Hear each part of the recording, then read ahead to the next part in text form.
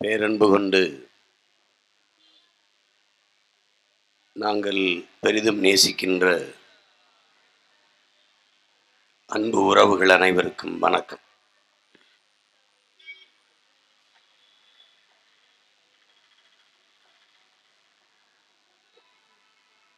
பன்னெடுங்காலமாக பல்வேறு துன்ப துயரங்களை தூக்கி சுமந்து வருகிற தமிழின மக்கள் நாம். தாழ்வு மனப்பான்மையால் தாழ்ந்து வீழ்ந்து போன இனத்தின் மக்கள். போர்க்குணமற்று நம்மிடத்தில் இருப்பதை விட பிறரிடத்தில் இருப்பது உயர்ந்தது என்ற எண்ணம் கொண்டு சாதி மத பிளவுகளால் பிரிந்து வீழ்த்தப்பட்ட இனத்தின் மக்கள்.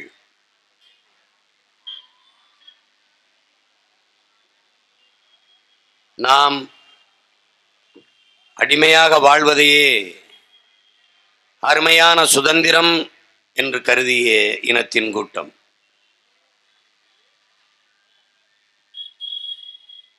அடிமையாக வாழ்கிறோம் என்பதையே அறியாத இனத்தின் மக்கள்.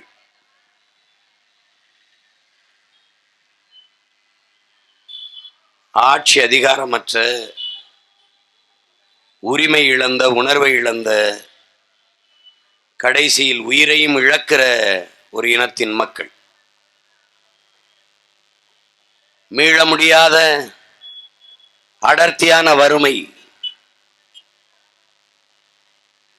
அந்த வறுமையின் காரணமாக மதிப்புமிக்க நமது உரிமையே விற்கிற அவல நிலைக்கு தள்ளப்பட்ட ஒரு இனத்தின் மக்கள். இந்த நிலையில் ஒரு இனம் என்றைக்கு முழுமையான விடுதலை அடையும், அது தனக்கென்று என்றைக்கு ஒரு நாடு அடைகிறதோ அன்றுதான் அந்த இனம் முழுமையான விடுதலையை அடையும். உலகிலே பல்வேறு இனங்கள், எண்ணிக்கையில் மிக குறைவான மொழிவழி தேசிய இனங்கள், 26,000 மக்கள் தொகை கொண்ட மக்கள், 4 லட்சம் 5 லட்சம் எண்ணிக்கையில் வாழ்கிற இனத்தின் மக்கள். இவர்களெல்லாம் போராடி விடுதலை பெற்று தங்களுக்கென்று ஒரு நாடு அடைந்து சுதந்திரமாக உலக அரங்கிலே பெருமையோடு வாழ்கிற போது, உலகிலே 50,000 ஆண்டுகளுக்கு மூத்த ஒரு தொல்குடி சமூகம் தமிழர்கள். அமெரிக்காவினுடைய மொழியியல் ஆய்வறிஞர் அலெக்ஸ் கோலியர் சொல்லுகிறார், உலகிலே முதலாக மனிதன் பேசிய மொழி தமிழ்தான் என்கிறார். சிந்து சமவெளி நாகரிகமே தமிழனின் தொன்ம நாகரிகம்தான் என்று ஆய்வியல் அறிஞர்கள் நிறுவுகிறார்கள். என் அன்பிற்குரிய மக்களே, ஆதிச்ச நல்லூரில் கிடைத்த பொருட்களும் சிந்து சமவெளியில் கிடைத்த பொருளும் ஒப்பிடும்போது ஒன்றாக இருக்கிறது என்று இன்றைய ஆய்வியல் அறிஞர்கள் நிறுவுகிறார்கள். தமிழ் 50,000 ஆண்டுகளுக்கு மூத்த மொழி என்று தன் ஆய்விலே மொழி ஞாயிறு தேவநேய பாவாணர் அவர்கள் நிறுவுகிறார்கள். இப்படி உலகிலே மூத்த குடியான தமிழ்குடி மக்கள் நாம். அமெரிக்காவினுடைய ஹார்வர்ட் பல்கலைக்கழகத்தினுடைய பேராசிரியர் பெருமக்கள் ரிச்சர்டு மார்டினும் டோனி ஜோசப்பும் தெற்காசிய முழுமைக்கும் வாழ்ந்த தொல்குடி சமூகம் தமிழர்கள்தான், மற்ற எல்லோரும் வந்து குடியேறியவர்கள் என்று தங்கள் ஆய்விலே நிறுவுகிறார்கள். ஆசிய கண்ட முழுமைக்கும் வாழ்ந்த தமிழன் இந்திய பெருநிலத்தில் அரசியல் சாசனத்தை வகுத்து கொடுத்த புரட்சியாளர் அண்ணல் அம்பேத்கர் அவர்கள் இந்திய நிலப்பரப்பு முழுதும் தமிழை தாய்மொழியாக கொண்ட நாகர்கள் தான் பரவி வாழ்ந்தார்கள் என்று அண்ணல் அம்பேத்கர் அவர்கள் கூறுகிறார்கள். தெற்காசிய முழுமைக்கும் இந்தியா முழுமைக்கும் பரவி வாழ்ந்த ஒரு இனக்கூட்டம் இன்று காலடியில் ஒடுங்கி உரிமை இழந்து அடங்கி கிடக்கிற அவலத்தை நாம் பார்க்கிறோம். இதற்கு காரணம் தன்னின பகையால் தமிழர்கள் தாழ்ந்து வீழ்ந்ததுதான். சாதி மதங்களால் பிளந்து பிரிந்து நின்று தன்னின பகையால் மோதி சொந்த இரத்தங்களுக்குள் யுத்தம் செய்து செத்து விழுந்ததுதான் இதற்கு காரணம். இந்த நிலையிலிருந்து மீட்சியுற எழுச்சியுற தமிழ் தேசியன மக்கள் வலிமையான ஒரு அரசியலை பெற்று தங்களுக்கென்று ஒரு அதிகாரத்தை கட்டி அமைத்து பாதுகாப்பாக வாழ்வதற்கு வேற வழியே இல்லை என்கிற நிலையில்தான் உங்கள் பிள்ளைகள், படித்த இளைஞர்கள், தன்னலமற்று மண்ணையும் மக்களையும் பேரன்பு கொண்டு நேசிக்கிற உங்கள் வயிற்று பிள்ளைகள் நாங்கள் தமிழர்கள் என்ற உணர்வை பெற்று ஒரு தேசிய அடையாளத்துக்குள் திரண்டு நாம் தமிழர் என்கிற கட்சியை உருவாக்கி இந்த தேர்தலில் நின்று கொண்டிருக்கிறோம். இங்கே பல்வேறு இன்னல்களை எம் மக்கள் எதிர்கொள்கிறார்கள். குறிப்பாக சேலத்திலே, இதற்கு முன்பு சேலத்திலே எத்தனை பேர் அந்த இடத்தை போய் பார்த்திருப்பீர்கள் என்று எனக்கு தெரியாது. ஆனால் உங்கள் மகன், நான் என் தம்பிகளோடு சென்று பார்த்தேன். டால்மியா அவர்கள் தொடங்கிய தொழிற்சாலை இன்று அது மூடப்பட்டு கிடக்கிறது. 10,000 ஏக்கர் பொன்னு விளையிற பூமியை, அருமை நிலத்தை, நம் தாயின் மடியை அவருக்கு தொழிற்சாலை தொடங்க கொடுத்தார்கள்.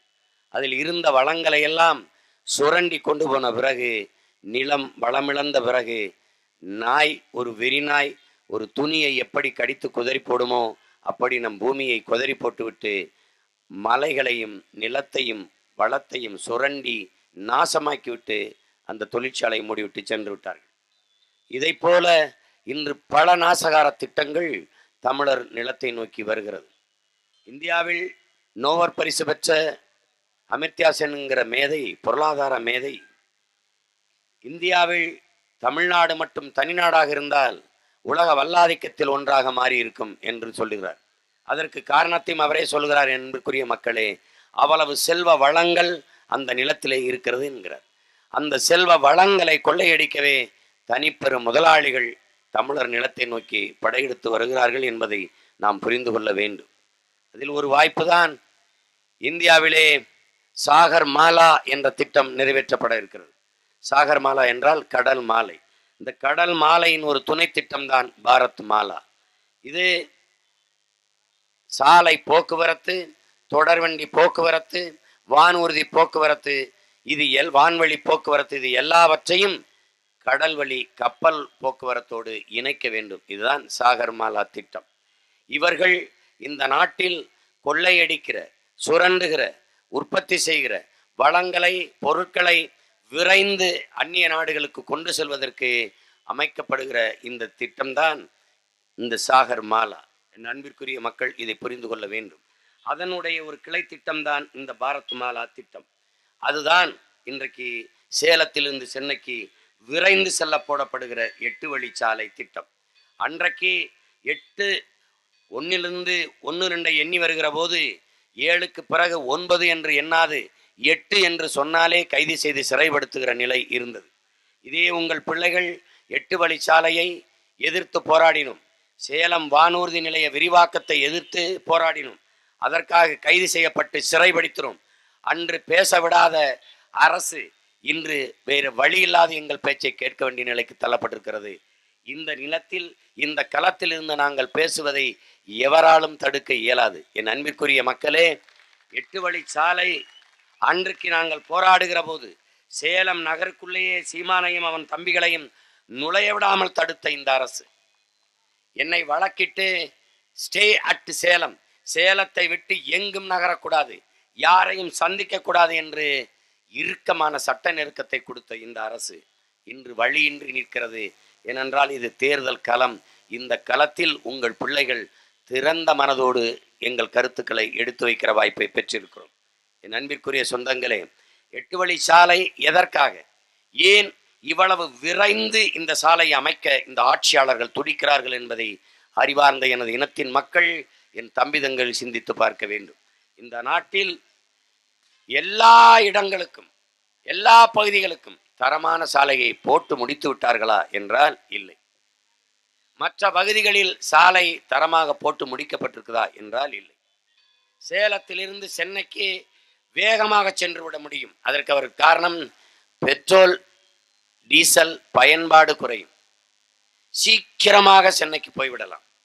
கார் நிறைய உற்பத்தி ஆகிவிட்டது, கார் நிறைய வந்துவிட்டது, காரில் போகிறவர்கள் கஷ்டப்படுகிறார்கள் என்று சொல்கிறார். உங்கள் பிள்ளைகள் என்ன கேட்கிறோம்?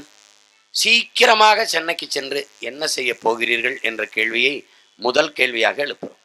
சீக்கிரமாக சென்னைக்கு சென்று விடுகிறீர்கள், சென்னையிலிருந்து 1/2 கிலோமீட்டர் கடந்து செல்வதற்கு வாகனத்திலே 1.5 மணி நேரமாகிறதே, அதற்கு என்ன செய்ய போகிறீர்கள் என்றால் பதில் இல்லை. சீக்கிரம் சென்னைக்கு சென்று நீங்கள் என்ன செய்வீர்கள்? வீட்டில் போய் சினிமா பார்ப்பீர்கள் அல்லது சீரியல் பார்ப்பீர்கள். வேற என்ன செய்ய போகிறீர்கள்? சீக்கிரம் செல்வது, சீக்கிரம் செல்வது. எதற்காக? எதற்காக சீக்கிரம்? 8 வழிச்சாலை தேவை, ஏற்கனவே 4 வழிச்சாலை இருக்கிறது. அந்த 4 வழிச்சாலைக்கு ஆக்கிரமிக்கப்பட்ட நிலங்கள் இருக்கிறது. இதில் இந்த 4 வழிச்சாலைக்கு இந்த பக்கம் ஒரு வழிச்சாலை, இந்த பக்கம் ஒரு வழிச்சாலை போடலாம், அல்லது அந்த 4 வழிச்சாலையை விரிவாக்கம் செய்து 8 வழிச்சாலையாக ஆக்கலாம். புதிதாக விளைநிலங்களை ஆக்கிரமித்து மலைகளின் ஊடாக மலைகளை நொறுக்கி தகர்த்து குறுக்கே 8 வழிச்சாலை போட வேண்டும் என்கிற தேவை எதற்காக வருகிறது? மக்களின் நலனுக்காக இந்த சாலை போடப்படவில்லை. என் அன்பிற்குரிய மக்களே, உள்நாட்டு வெளிநாட்டு பெரும் முதலாளிகளின் லாப தேவைக்காக அவர்கள் அடிக்கிற வள கொள்ளையை விரைந்து எடுத்துச் செல்வதற்காக இந்த சாகர்மாலா திட்டத்தின் துணை திட்டமான பாரத் மாலா திட்டம்தான் இது. இதற்காக விரைந்து 10,000 கோடியை ஒதுக்குகிற இந்த நாடு, இந்த ஆட்சியாளர்கள், இந்த அரசு அதிகாரிகள், இந்த அமைச்சர் பெருமக்கள், பாதி நாடு தஞ்சை மண்டலமே அழிந்து நாசமானது கஜா புயலால். அந்த அந்த அதில் இழந்த மக்களுக்கு ஈடுகட்டி மீட்டு எடுப்பதற்கு ஒதுக்கீடு செய்த தொகையின் அளவு என்ன? இவ்வளவு வேகமாக இந்த பாதையை போட வேண்டிய தேவை என்ன இருக்கிறது? 8 வழிச்சாலை எதற்காக போட வேண்டும்? காரில் போறவர்களை பற்றி கவலைப்படுகிறது. ஆனால் காருக்குள் இருந்து போகிறவனுடைய நீருக்கும் சோறுக்குமாக உழைக்கிற விவசாயியை பற்றி கவலைப்பட மறுக்கிறது இந்த அரசுகள் என்பதை அறிவார்ந்த மக்கள் சிந்தித்துக் கொள்ள வேண்டும், புரிந்து கொள்ள வேண்டும். நான் இந்த மண்ணில் வந்து முதலாக சேலம் வானூர்தி நிலைய விரிவாக்கத்தை எதிர்த்து போராட வந்தேன். சேலத்திற்கு சென்னையிலிருந்து ஒரே ஒரு விமானம் வருகிறது அன்பு மக்களே, ட்ரூ ஜெட் என்கிற ஒரே ஒரு விமானம். அது காலை 11 மணிக்கு வருகிறது.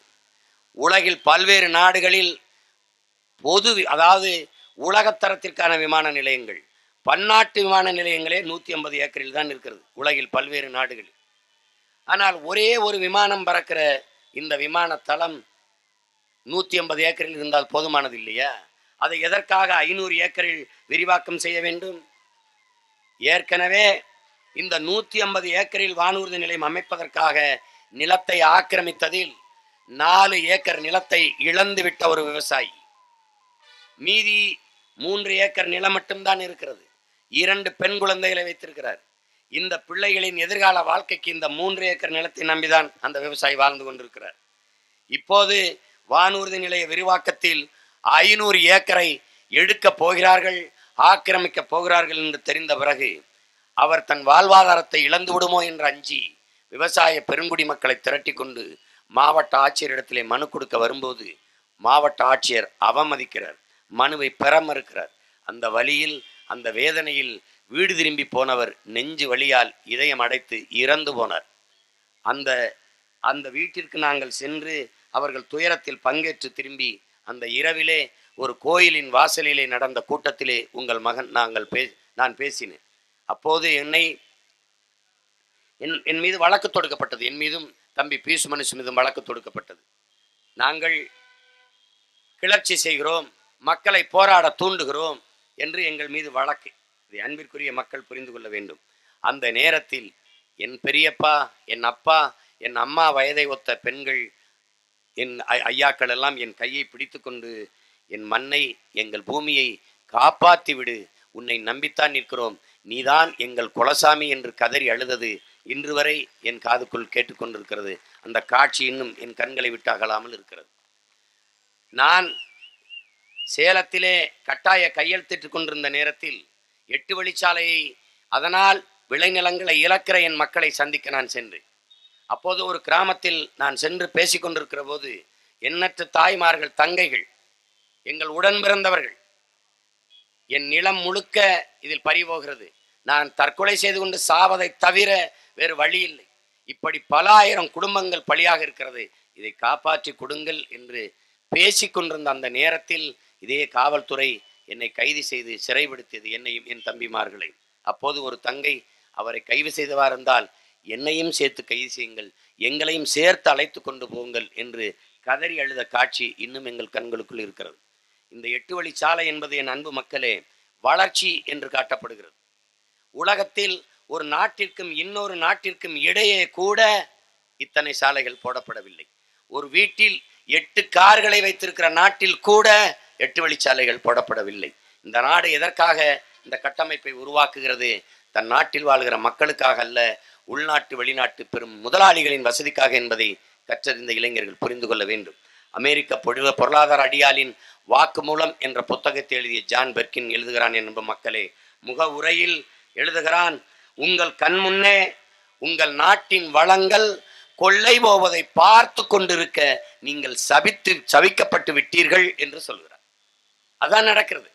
உங்கள் கண் முன்னே உங்கள் நிலத்தின் வளம் மீத்தேன் என்று எடுக்கப்படுகிறது, ஈத்தேன் என்று எடுக்கப்படுகிறது, ஹைட்ரோ கார்பன் என்று எடுக்கப்படுகிறது, நீச்சுணு ஆய்வு என்று செய்யப்படுகிறது, உங்கள் மலைகளின் வளம் தகர்க்கப்படுகிறது. இங்கே நீங்கள் நீங்க போய் பாருங்கள், இளைய தலைமுறையின் தம்பி தங்கைகள், நீங்கள் டால்மியா அவர்கள் நடத்திய தொழிற்சாலை, அதை சுற்றி அவர்களுக்கு ஒதுக்கப்பட்ட 10,000 ஏக்கர் நிலத்தை நீங்கள் போய் பாருங்கள். அந்த நிலத்தை எப்படி நாசமாக்கி இன்னைக்கு சேலம் மாநகரின் குப்பை கிடங்காக மாற்றியிருக்கிறார்கள். மலை அடிவாரத்தில் பொன்னு விளைகிற பூமி நம் தாய் நிலம் எப்படி தரிசாக கிடக்கிறது என்பதை பாருங்கள். நாங்கள் கூட கேட்டோம், சேலம் வானூர்தி நிலை விரிவாக்கத்திற்கு விளைநிலங்களையே 500 ஏக்கரில் விளைநிலங்களை பறிக்கிறீர்கள். அதில் கரும்பு வருகிறது, வாழை வருகிறது, தென்னை வருகிறது, தேக்கு வருகிறது, பாக்கு வருகிறது, மரவள்ளி கிழங்கு வருகிறது, கத்தரிக்காய் வருகிறது, தக்காளி வருகிறது. இப்படி எல்லாம் விளைகிற விளைநிலங்களின் வளங்கள் இந்த தேசத்திலே மிக குறைவு. அப்படிப்பட்ட நிலங்களை நீங்கள் எடுக்காதீர்கள். வீணாக கிடக்கிற டால்மியா நாசமாக்கி விட்டு போன அந்த 10,000 ஏக்கரில் நீங்கள் எத்தனை 1000 ஏக்கரை வேணாலும், 1000 ஏக்கரில் கூட நீங்கள் வானூர்தி நிலையத்தை உருவாக்கி கொள்ளுங்கள், நாங்கள் வேண்டாம் என்று சொல்லவில்லை என்று போராடினோம். அன்பிற்குரிய மக்கள், அறிவார்ந்த மக்கள், உங்கள் பிள்ளைகள் எதற்காக இவ்வளவு அக்கறையோடு எடுத்து வைக்கிறோம் என்பதை நீங்கள் புரிந்து கொள்ள வேண்டும். விளைநிலங்களை ஆக்கிரமித்து வானூர்தி நிலையம் கட்டி வேகமாக நீங்கள் பறந்து எங்கே செல்ல போகிறீர்கள்? வேகமாக வானூர்தியில் பறந்து போவீர்கள். விமானத்தில் ஏறி உட்கார்ந்தால் தாகம் எடுக்கும், பசிக்கும். அதற்கு நீரும் சோறும் பூமியிலிருந்து தானே வர வேண்டும் என்கிற புரிதல் உங்களுக்கு எப்போது வரப்போகிறது? இதை அறிவார்ந்த எனது தம்பி தங்கைகள், என் அன்பிற்குரிய பெற்றோர்கள் புரிந்து கொள்ள வேண்டும். இன்றைக்கே 8 வழிச்சாலை என்றால் எத்தனை 1000 ஏக்கர் விளைநிலங்கள் பறிக்கப்பட போகிறது. இந்த சாலையின் பயன் என்ன? கார் ஓட்டுபவனை பற்றிய கவலைப்படுகிற என் தேசம், கார் ஓட்டுபவனுக்கும் உலகில் எல்லோருக்கும் சோறு ஊட்டுபவனை பற்றி ஏன் கவலைப்பட மறுக்கிறது என்பதுதான் உங்கள் பிள்ளைகள் நாங்கள் எழுப்புகிற கேள்வி. அந்த நிலத்தை ஆக்கிரமிக்கிறதுக்கு அவர்கள் யாரையும் கேட்காமல் கல்களை ஊண்டி நிலத்தை ஆக்கிரமிக்க போது நமது பெற்றோர்கள், நம் உடன் பிறந்தவர்கள் அதிகாரிகளின் காலில் விழுந்து கத்தி கதறிய காட்சிகளை நீங்கள் மறந்துவிடப் போகிறீர்களா? அதையெல்லாம் மறந்துவிட்டு இந்த நிலத்தை ஆக்கிரமித்து அந்நிய உள்நாட்டு பெரும் முதலாளிகளுக்கு வசதிக்காக வேலை செய்கிற இந்த தரகர்களுக்கு மீண்டும் மீண்டும் நீங்கள் அதிகாரத்தை கொடுக்க போகிறீர்களா? என் அன்பிற்குரிய மக்கள் புரிந்து தெளிந்து இந்த தேர்தலை எதிர்கொள்ள வேண்டும். இது நம் எதிர்காலத்தை தீர்மானிக்கக்கூடிய ஒரு அரிய வாய்ப்பு. சேலத்தை நான் கூட சொல்லுவேன், இங்கிருந்து கையெழுத்து போட்டு கொண்டிருந்த காலத்தில் கட்டாய கையெழுத்து காவல் நிலையத்தில் சரியாக காலை 10 மணிக்கு நான் கையெழுத்திடணும். சிறைக்குள் இருக்க வேண்டிய குற்றவாளிகள் எல்லாம் நாட்டின் அதிகாரத்தில் இருந்து அமைச்சர்களாக இருந்து ஆண்டு கொண்டிருக்கிறார்கள். அநீதியை எதிர்த்து உண்மையும் நேர்மையாக போராடிய உங்கள் பிள்ளைகள் எல்லாம் சிறை கொட்டடியில் கஷ்டப்பட்டு கையெழுத்திட்டு கொண்டிருந்தோம். என் அன்பிற்குரிய மக்களே, நிறைமாத கர்ப்பிணியாக இருந்த என் மனைவி, அவள் கூடவே இருக்க வேண்டிய கட்டாய சூழல். அந்த நேரத்தில் மதுரையிலேயே தங்கி ஸ்டே அட் மதுரை என்று 15 நாள் கையெழுத்து, ஸ்டே அட் சேலம் என்று 15 நாள் கையெழுத்து. அந்த நேரத்தில் என் அப்பா இறந்தால் கூட நான் போக முடியாது, மதுரையிலேயே தான் தங்கியிருக்க வேண்டும். அவ்வளவு ஒரு கொடிய அடக்குமுறையை எதிர்கொண்ட உங்கள் பிள்ளைகள் நாங்கள். இங்கு இருந்து கையெழுத்திடும்போது நாங்கள் காவல் நிலையத்துக்கு போகும்போதெல்லாம் சேலத்திலே நான் பார்த்தது பாலம் பாலம் பாலம். நான் கூட சொன்னேன், தம்பி நம்ம வந்த பிறகு இந்த ஊருக்கு சேலம் என்ற பெயரை மாற்றி பாலம் என்று வைத்து விடுவோம் என்று சொன்னேன். தொட்டதுக்கெல்லாம் ஒரு பாலத்தை கட்டி விட்டுருவோம். மக்கள் பார்க்கும்போது பாலம் கட்டியிருக்காங்கன்ட்டு. அதற்கு பிறகு பாலம் பாலமாக இவர்கள் பணத்தை ஒதுக்கி கொண்டு போனது யாரும் கவனிக்க மாட்டார். எதற்கு இவ்வளவு பாலம்? பச்சை பச்சையா பாலத்தை கட்டி அடிச்சு விட்டாங்க. எல்லாம் வேகமா போறது, கார் ஓட்டுறது, மோட்டர் பைக் ஓட்டுறது, இதை பத்தி தான் கொல்லப்படுறான். இங்க பாருங்க, வீட்டுக்கு 2 கார் இருக்கும், வீட்டுக்கு 2 காரு, கார் நிறைய பெட்ரோல் இருக்கும், ஆனா வீட்டுல குடங்காலியா இருக்கும், தண்ணி இருக்காது. அன்னைக்கு எந்த பெட்ரோல் பங்க்லையும் பெட்ரோல் இருக்கும், ஆனால் குடிக்க தண்ணி இருக்காது. செத்து போவீர்களே அன்பு மக்களே, செத்து போவீர்கள். அந்த நாள் ரொம்ப தூரத்தில் இல்லை, சீக்கிரம் இருக்கு. இந்த தேர்தல் 2020 நீரற்ற நகரமாக இந்தியா நாடாக மாறிடுங்கிறான்.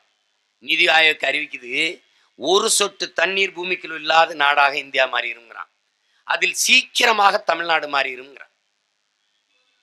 இதை எந்த தலைவரும் இது குறித்து பேசுவதில்லை, இது குறித்து பேசுவதே இல்லை. யாரும் இதை பற்றி கவலைப்படுவதும் இல்லை. உங்கள் பிள்ளைகள் நாங்கள் தான் இந்த நிலத்தில் எதிர்கால தலைமுறையின் வாழ்க்கை குறித்து சிந்தித்து அதை பற்றி அக்கறை காட்டுகிறோம். ஏன்? நாங்கள் படிக்கிறோம், உலக நாடுகளை பார்க்கிறோம். ஒரு எத்தியோப்பியா எப்படி ஆனது, ஒரு சோமாலியா எப்படி உருவானது? 1960களிலே சோமாலியா என்கிற நாடு உலகின் பச்சை பசேர் என்று ஒரு நாடாக இருக்கிறது, பூமியின் சொர்க்கமாக இருக்கிறது சோமாலியா. அந்த நாட்டின் நிலை என்ன? பஞ்ச பராரிகளின் தேசமாக மாறி நிற்கிறது. இன்றைக்கு மனித உறுப்புகளை, இறந்த பிணங்களின் உறுப்புகளை எடுத்துங்கிற நிலைக்கு அந்த தேசத்தின் மக்கள் தள்ளப்பட்டு விட்டார்கள். மிக கொடிய பஞ்சத்தை சந்தித்துக் கொண்டிருக்கிறது சோமாலியா. இன்னைக்கு கடல் கொள்ளையர்கள் என்று செய்திகளை நீங்கள் படிப்பீர்கள். அங்கே என்ன நடந்தது? இதே வளக்கொள்ளைதான். வளர்ச்சி என்கிற பெயரிலே ஹைட்ரோ கார்பன் எடுப்போம், மீத்தேன் எடுப்போம், ஈத்தேன் எடுப்போம், இதையெல்லாம் எடுக்கணும் என்று போனார்கள். அதையெல்லாம் எடுத்தார்கள். கழிவுகளை கொண்டு போய் கடலுக்குள் கொட்டினார்கள். கடல் ஒரு நாள் ஆழி பேரலை சுனாமி என்று வந்தது.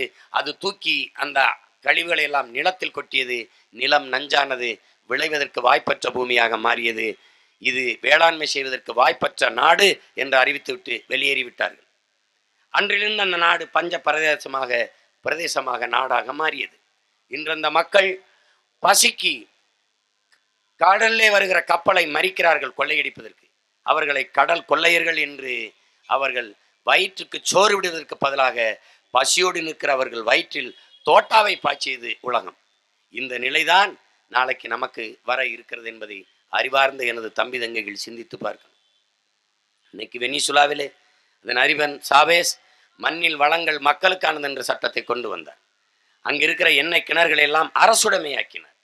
எதற்கு அஞ்சாது துணிந்து செயல்படுத்தினார். ஆனால் தொழில் வளர்ச்சி என்று வேளாண்மை கைவிட்டு சென்றதால் இன்றைக்கு அந்த நாட்டிலே பெட்ரோலின் விலை லிட்டர் 10 ரூபாய் தான். 1 லிட்டர் பெட்ரோல் 10 ரூபாய் தான். ஆனால் உண்பதற்கு எதுவுமே கிடையாது. பறவைகள் எதுவும் இல்லை, விலங்குகள் எதுவும் இல்லை, எல்லாவற்றையும் தின்று தீர்த்தாகிவிட்டது. உணவிற்காக கடைகளை அடித்து நொறுக்கி பொருட்களை பறித்து கொண்டு ஓடுகிற பேரவலம் இன்னைக்கு வெனிசுலாவில் நிகழ்கிறது. அதே நிலை நாளை நமது தேசத்தில் விரைவில் நடக்க இருக்கிறது என்பதை அறிவார்ந்த என் மக்கள் புரிந்து கொள்ள வேண்டும். வேளாண்மையை விட்டு வெளியேறிய நாடுகள், வேளாண்மையை கைவிட்ட நாடுகள் எல்லாம் பிச்சை எடுக்கிறது. வளர்ச்சி என்று விளைநிலங்களை பறித்து கொண்டு இந்த நாடு நிலம் கையகப்படுத்துவதற்கு ஒரு அவசர சட்டத்தை போடுது. சொந்த நாட்டு மக்களிடத்தில் நிலத்தை கையகப்படுத்த எதுக்கு அவசர சட்டம்? எதற்காக அவசர சட்டம்? விளைநிலங்களை எடுத்துக்கொண்டு அறிவார்ந்த மக்கள் சிந்திக்கணும். தொழிற்சாலை தொடங்குகிறோம் என்கிறார்கள். எந்த தொழிற்சாலை உலகில் அரிசி பருப்பை காய்கறியை விளைய வைக்கும் என்று உற்பத்தி செய்யும் என்று அறிவார்ந்த மக்கள் சிந்திக்கணும். அது நிலத்திலிருந்து தான் விளையணும். அந்த நிலத்தை பறித்து கொண்டால் எங்கிருந்து உணவுப் பொருள் வரும் என்ற கேள்வியை ஏன் தேசத்தின் தலைவர்கள் எழுப்புவதில்லை? 100 கோடி மக்களுக்கு கார் கொடுக்க, செல்போன் கொடுக்க திட்டத்தை தீட்டுகிற என் தேசத்தின் தலைவர்கள் 130 கோடி மக்களுக்கு நீர் கொடுப்பதற்கு, சோறு கொடுப்பதற்கு என்ன திட்டம் வைத்திருக்கிறார்கள் என்றால் பதில் இருக்கிறதா என்று பார்க்கணும். 8 வழிச்சாலையில் நீங்கள் இழக்கிற நிலங்கள் எவ்வளவு? தகர்த்தெறிய போற மலைகள் எத்தனை? மழை இல்லை என்றால் மழை ஏது? இயற்கையின் பெருங்கொடை மலை. என் அன்பிற்குரிய மக்கள் சிந்திக்கணும். ஒரு நாட்டின் எதிர்காலம் என்பது அந்த நாட்டின் வகுப்பறையில் தீர்மானிக்கப்படுது என்கிறார். இன்றைக்கு நம் நாட்டின் வகுப்பறை எப்படி இருக்கிறது? ஒரு வியாபார கூடமாக மாறி நிற்கிறது. அறிவை வளர்க்கிற, வாழ்க்கை நெறியை கற்பிக்கிற, ஒழுக்கத்தை போதிக்கிற கல்விக்கூடங்களாக நமது கல்விக்கூடங்கள் அல்ல. எந்த இதை எடுத்து படித்தால் அதிக சம்பளம் கிடைக்கிற வேலைக்கு செல்லலாம் என்று இருக்கிற வர்த்தக மையங்களாக கல்விக்கூடங்கள் மாறி நிற்கிறது. அதனால் என்ன? 6 வயது பெண் குழந்தையை பாலியல் வன்புணர்ச்சிக்கு, அதுவும் கூட்டு வன்புணர்ச்சிக்கு 5-6 இளைஞர்கள் சேர்ந்து வன்புணர்ச்சி செய்கிற, கொலை செய்கிற மனநிலைக்கு இன்றைக்கு இளைஞர்கள் உருவாக்கப்படுகிறார்கள். இந்த தேசத்தின் இளைஞர்கள். காரணம், கல்வி ஒழுக்கத்தை, நன்னறியை, வாழ்க்கை நெறியை போதிக்காத கல்வியாக இருக்கிறது. அதனாலதான் அவன் என்ன சொல்றான்? ஒரு நாட்டின் எதிர்காலம் என்பது அந்த நாட்டின் வகுப்பு அறையில் தீர்மானிக்கப்படுது என்கிற. ஒரு நாட்டின் நலன் என்பது அந்த நாட்டின் ஒவ்வொரு வீட்டின் சமையல் அறையில் தீர்மானிக்கப்படுது என்கிற. நம் முன்னோர்கள் சொல்கிறார்கள், உணவே மருந்து என்று. என் அன்பு மக்களே, நேரத்திற்கு சாப்பிட வேண்டும் என்பது சதி. நேரத்திற்கு சாப்பிட வேண்டும் என்பது சதி.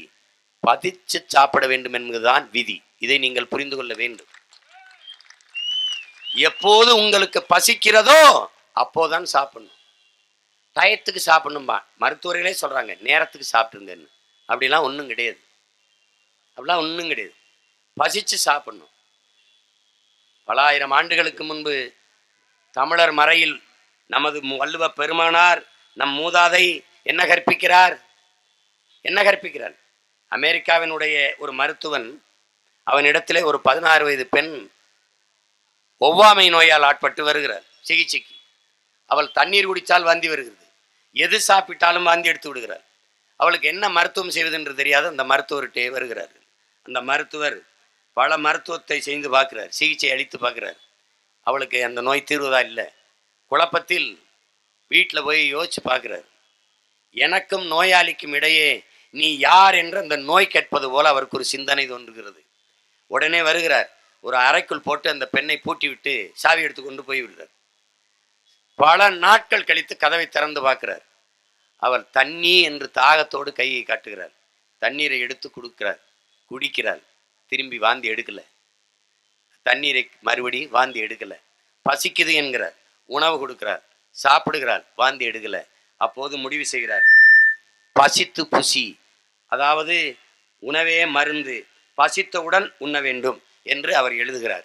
இதை எங்க அப்பா நம்மாழ்வார், போடா நீயும் ஓ மருத்துவ ஆய்வும் என்று சொல்றார். எப்படி சொல்றார்?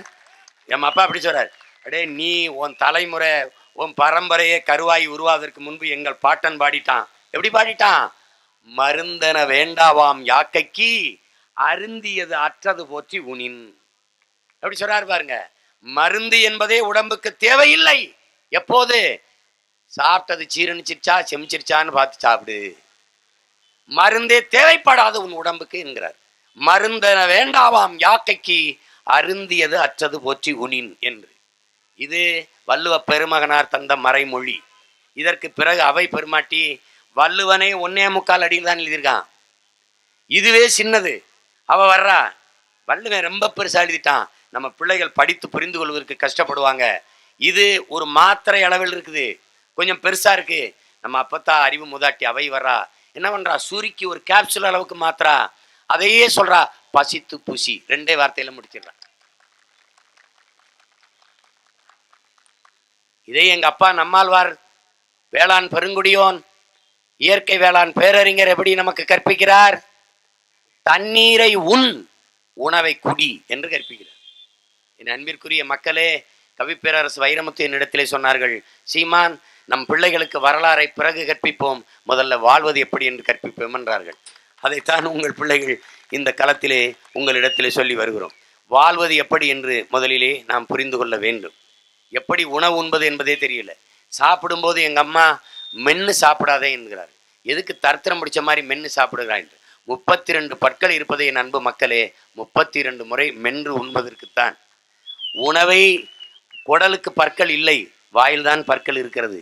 இங்கேயே சீரணித்து மென்று சுவைத்து உணவை குடிக்க வேண்டும், தண்ணீரை உண்ண வேண்டும். இதுதான் உணவை உண்ணுகிற முறை. என் அன்பிற்குரிய மக்கள் இதை புரிந்து கொள்ள வேண்டும். அதைத்தான் அவர் சொல்லுகிறார், பசித்து உண், மசித்து உண், ருசித்து உண், ரசித்து உண். இதுதான் உண்பதற்கான முறை. இங்க அப்படி இல்லை, இங்க அப்படி இல்லை, அந்த மாதிரி முறை இல்லை. நீங்க இனி பசித்து உண்ண முடியாது, ரசித்து உண்ண முடியாது. ஏன்னா உங்களுக்கு உண்பதற்கு ஒன்று இருக்க போறது இல்லை. இங்க எல்லாத்தையும் முடித்தாகி விட்டது. விளைநிலங்களை பறித்து விட்டு தொழில் வளர்ச்சி தொழில் வளர்ச்சி என்று கட்டமைக்கப்பட்ட தேசங்கள் எல்லாம் பிச்சை எடுக்கிறது. நமக்கு என்ன காட்டுகிறார்கள்? வளர்ச்சி, இதெல்லாம் டெவலப், இதெல்லாம் வளர்ச்சி. அதை ஏன் எதிர்க்கிறீர்கள்? 8 வழிச்சாலை ஏன் எதிர்க்கிறீர்கள்? நாட்டின் வளர்ச்சியை நீங்கள் தடுக்கிறீர்கள் என்கிறார்கள். இது எப்படிப்பட்ட பைத்தியக்காரத்தனம், எப்படிப்பட்ட பைத்தியக்காரத்தனம்! கார் இல்லை என்று எந்த நாட்டில் போராட்டம் நடந்திருக்கிறது? ஆனால் நீரும் சோறும் இல்லை என்றால் எந்த நாட்டில் போராட்டம் நடக்காம இருந்திருக்கிறது என்பதை அறிவார்ந்த மக்கள் சிந்திச்சு பார்க்கணும். கார் இல்லைன்னு இவன் போறான், யார் போறான்னா? இது எப்படிப்பட்ட வளர்ச்சி என்பதற்கான கட்டமைப்பு, எப்படிப்பட்ட பிம்பம் இது, எப்படி ஒரு மாய தோற்றம் இது? எதற்காக இந்த அரசு இவ்வளவு கவனமா இருக்குது? கமிஷன் வாங்கி தின்ட்டாங்க. சாலையை போடுவதற்கு கையெழுத்து போட்டாச்சு, சீக்கிரம் போட்டாகணும். நீங்க வாங்க, என்னோட சென்னைக்கு வாங்க, தலைநகரில் எல்லா பகுதிக்கும் சாலை போடப்பட்டிருக்கா?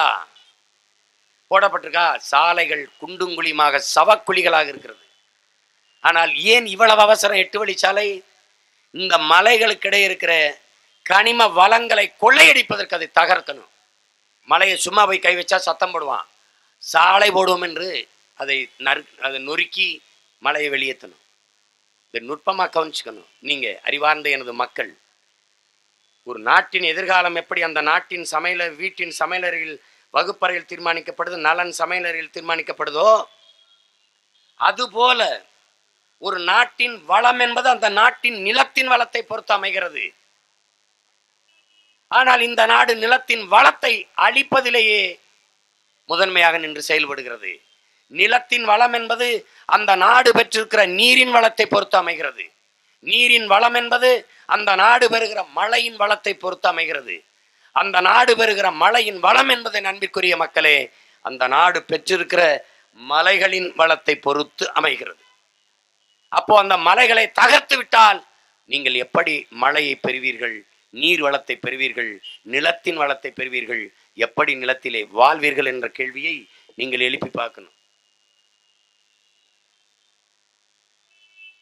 தேர்தல் களத்திலே வாக்கு சேகரிக்கிறது நிலத்திலே நேரத்திலே உங்கள் பிள்ளைகள் இதையெல்லாம் பேசிக் கொண்டிருக்கிறோம் என்று நீங்கள் எண்ணலாம். நாங்கள் உங்களுக்கு வாக்குக்கானவர்கள் அல்ல, உங்கள் எதிர்கால வாழ்க்கைக்கானவர்கள் என்ற புரிதல் உங்களுக்கு வர வேண்டும். நாங்கள் இதை சொல்லித்தராது வேறு எவர் சொல்லுவார்? யார் சொல்லுவார்?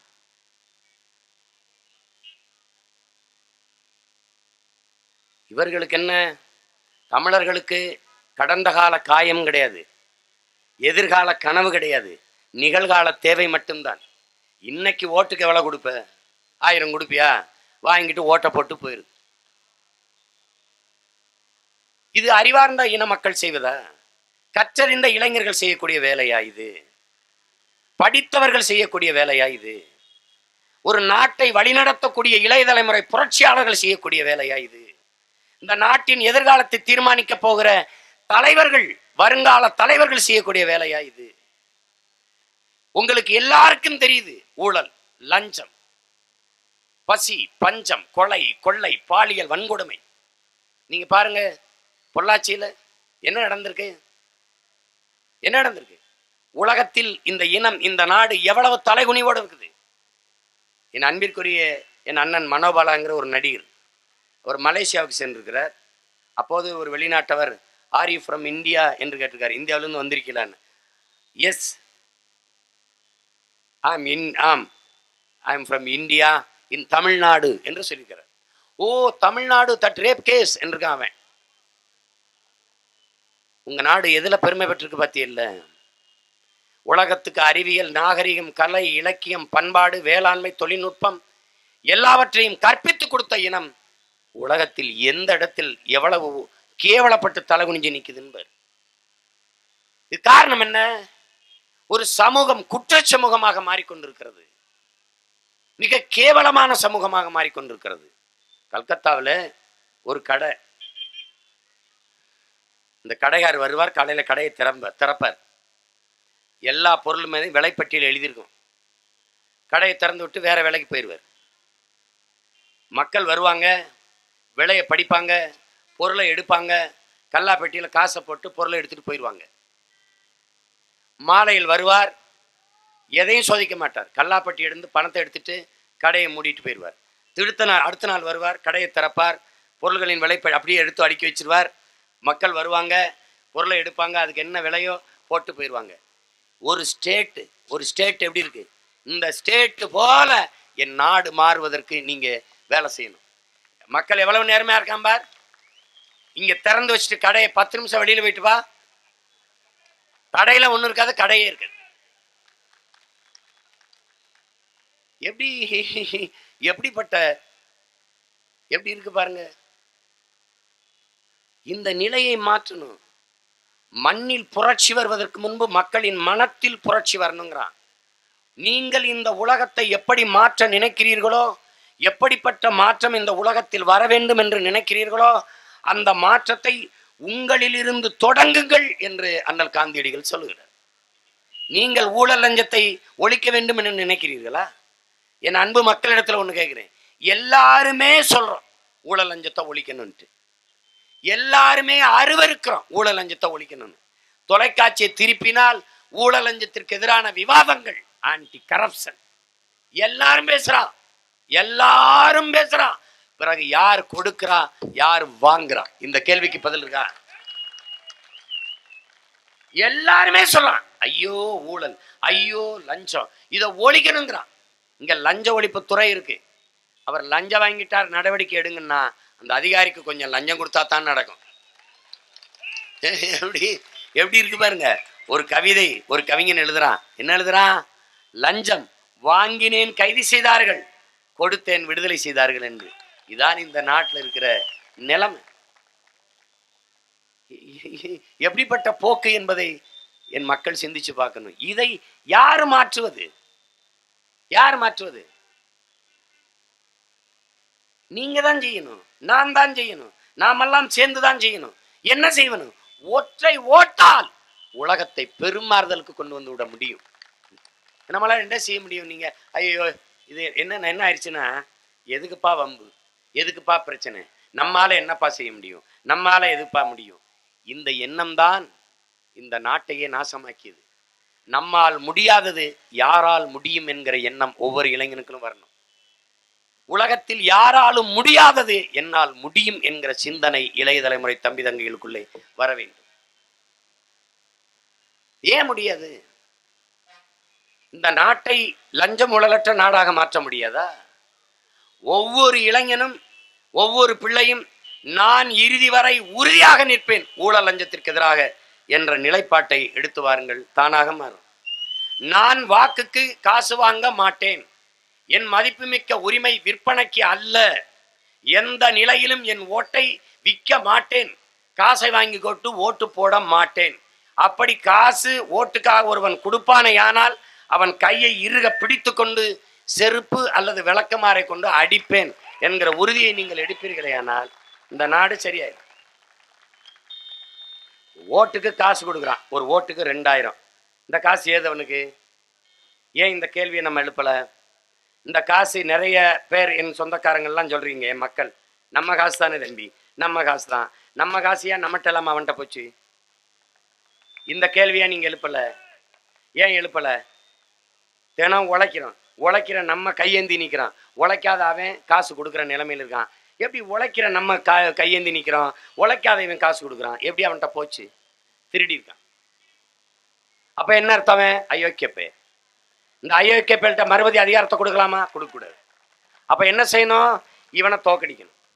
இந்த தேர்தலில் எவன் காசு கொடுக்குறானோ அவன் திருடன், அயோக்கியன், மொள்ள மாதிரி பையன், முடிச்ச வித்தவன், அயோக்கியன், நாட்டை நாசமாக்குறான், நாட்டை விற்பதற்கு வேலை செய்யறான்.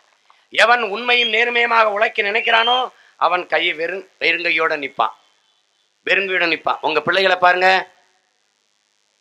எவனோட அதை கூட்டணி வச்சிருக்கமா? ஏன்? நேர்மை இருக்கு, உண்மை இருக்கு, நம்பிக்கை இருக்கு.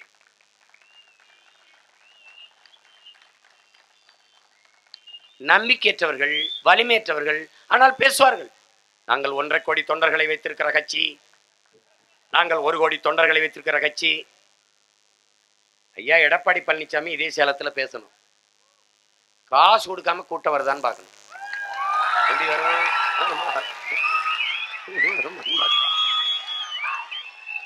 இதே இடத்துல ஐயா ஸ்டாலின் பேசணும். ஐயா ஸ்டாலின் இருக்காருல்ல, ஸ்டாலின் அவர் பேசணும். வருமா? நாட்டின் பிரதமர் நரேந்திர மோடி பேசுறாரு ராஜா, லாரியில ஆள் குட்டி வந்து இறக்கணும் ராஜா. 1 கோடி தொண்டரை வைத்திருக்கிற நீங்கள் கூட்டத்துக்கு எதுக்கு காசு கொடுத்து ஆள் குட்டி வரீங்க? 1.5 கோடி தொண்டரை வச்சிருக்கிற நீங்கள் எதுக்கு ஓட்டு காசு கொடுக்குறீங்க? செத்து போச்சு கட்சிகள். நேர்மை இல்லை, உண்மை இல்லை. அப்ப என்ன பண்றது? இருக்கிறது மாதிரி காட்டிக்கிறது. தொலைக்காட்சி எல்லாரும் வச்சுக்கிட்டு எல்லாரும் இஷ்டத்துக்கு புடிக்கி தள்ளுறது. நான் எங்களை மாதிரி இல்லை, நல்லவர்கள் இல்லை, மக்கள் அமோக வரவேற்பு, மக்களை செல்வது, மக்களுக்கிடையே நீந்தி செல்லும்போது என்னத்த நீந்தி சென்ற? நீ எங்க நீந்தி சென்ற? என்ன கொடுமை கொடுமை. இந்த முறையை ஒழிக்கணும். நாங்க பாருங்க தெரு தெருவா வந்து கும்பிடுறது. நான் எதுக்கு உன்னை கும்பிடணும்?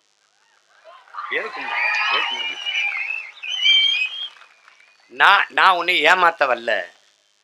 உன்னை ஏமாத்துறவன் திருடுறவன் தான் ஊழ கும்பிடு போடணும். ஐயா சாமி எப்படி இருக்கீங்க? நாங்க உங்க பிள்ளைகள் உங்களுக்கு சேவை செய்ய வரணும். பெத்த தாய் தந்தையருக்கு, உடன் பிறந்தவர்களுக்கு சேவை செய்வதற்கு அப்பா நான் உங்களுக்காக சேவை செய்ய வந்திருக்கேன்ப்பா, அம்மா உங்களுக்காக. அவன் அயோக்கிய பையன் அர்த்தம். அவனை நம்ப கூடாது. நாங்க என்ன சொல்றோம்? இந்த முறையவே ஒழிக்கணும்ன்றோம்.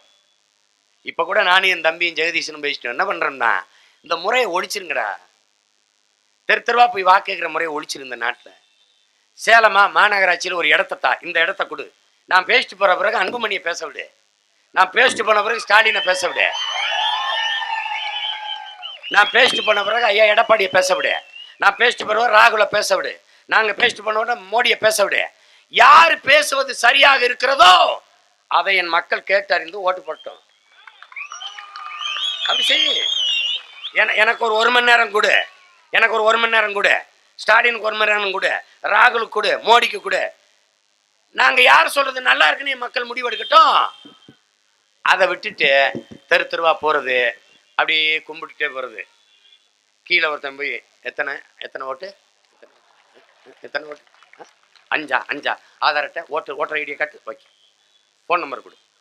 இந்த தொகுதிகளை கொடுக்க முடியாத காசை, எந்த தொகுதி, இங்க வந்துடுறீங்களா, எத்தனை பேர் வந்துருங்க, காசை கணக்கு பார்த்து கொடுத்துருங்க. என் மக்கள் தர்ம சிந்தனை உள்ளவர்கள், நியாயவான்கள், அர்ச்சந்திரனுடைய வாரிசுகள் என் மக்கள். ஏமா அவனுக்கு ஓட்டு போட்ட? கை நீட்டி காசு வாங்கிட்டோம். அப்புறம் கால் நீட்டியா காசு வாங்க முடியும்? கையை நீட்டி காசு வாங்கிட்டோம். பிறகு என்ன பேசுறது? என்ன ஏமா ஓட்டு போட்டி? போடுறோம்னு ஒரு வார்த்தை கொடுத்துட்டோம். எவ்வளவு சத்தியவந்தர்கள், எம்பிட்டு பெரிய தர்மவான்கள்.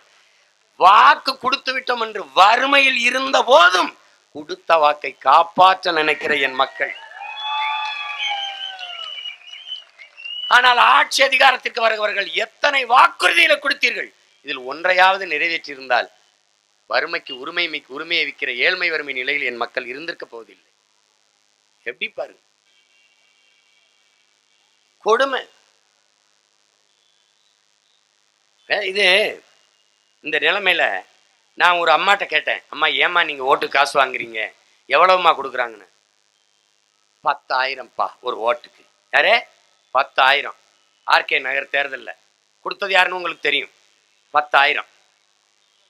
ஏன்னு கேட்டேன். என்னை கூட்டிட்டு போய் பெரியம்மா சொல்லுது, ஐயா 500 ரூபா அவன்கிட்ட வட்டிக்கு காசு வாங்கினையா, அவன் 50 ரூபாய் வட்டி காசை எடுத்துக்கிட்டு 450 ரூபா கொடுப்பான்யா, அதை நேராக எடுத்துக்கிட்டு கோயம்பேடு சந்தைக்கு போயிட்டு இந்த காய்கறி கீரை பழங்களை வாங்கிட்டு வந்தியா, இந்த இடத்துல தாயா அந்த சாக்கை கோணி சாக்கை கீழே போட்டு கூறு கட்டி விற்கிறேன் ஐயா. அம்மா விற்று எனக்கு சாயந்தரம் வரைக்கும் வித்தன் ஐயா 500 கிடைக்கும்யா, 600 கிடைக்கும்.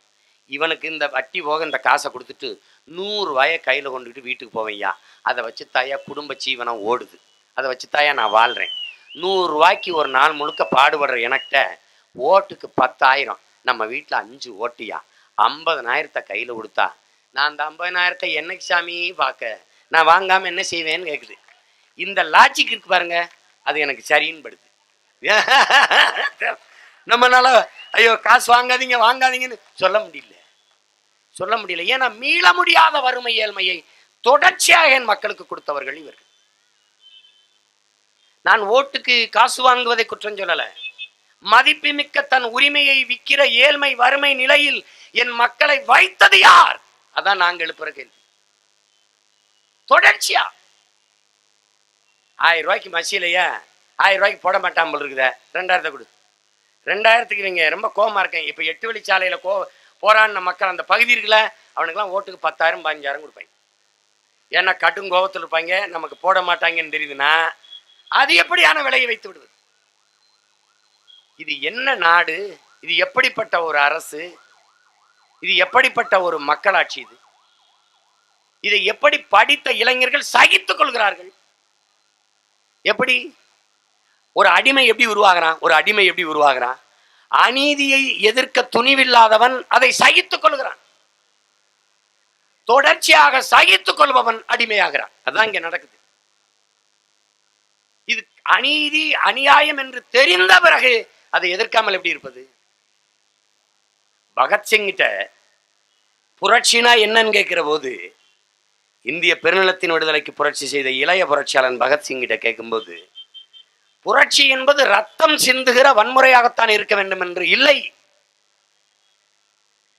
புரட்சி என்பது துப்பாக்கிகள் தோட்டாக்களை தொழுவதும் இல்லை, அதை கும்பிட்டு வணங்குறது இல்லை. தனி மனிதன் வஞ்சம் தீர்த்து கொள்ள இந்த புரட்சியில் வாய்ப்பில்லை.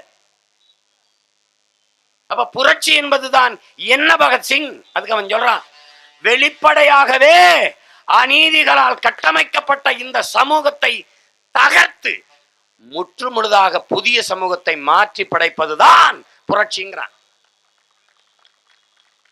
இப்ப என்ன நடக்குது? அநீதி தெரியுது. ஒரு பணியிட மாற்றமா லஞ்சம், ஒரு காவல்துறை வேலையா உதவி ஆய்வாளரா லஞ்சம், ஆசிரியர் பணி அதுவா லஞ்சம், எல்லாவற்றுக்கும் ஊழல் லஞ்சம். உனக்கு தெரியுது, தடுக்க முடியல. உன் வளங்கள் கண் முன்னே கொள்ளை போகிறது தெரியுது, தடுக்க முடியல. அப்ப இது என்ன ஆயிருது?